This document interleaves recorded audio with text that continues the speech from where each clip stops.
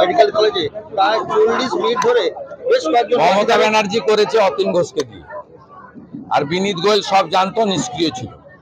অবিলম্বে আরজিকর ক্যাম্পাস, যেহেতু ওখানে প্লেস অফ অকারেন্স, ওই জায়গা কেন্দ্রীয় নিরাপত্তা বাহিনীর নিয়ন্ত্রণে নেওয়া উচিত।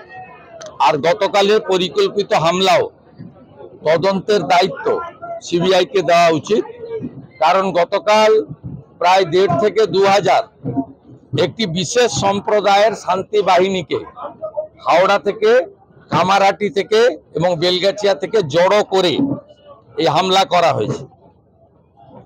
এটা নিন্দার কোনো জায়গা নেই। আমরা নন্দীগ্রামের লোকরা হ্যাবিচুয়েটেড, আমরা হনুমান পূজার দিন হামলা দেখেছি, আমরা জানি এরা কি করে। আমি জিতেছি বলে এখানে হিন্দু লোকগুলো বেঁচে আছে, সব শেষ করে দিত। 2021-এ দেবব্রত মাইতিকে খুন করেছে, এবারের লোকসভা ভোটেও রথিবালা আড়িকে খুন করেছে। মমতা বলছে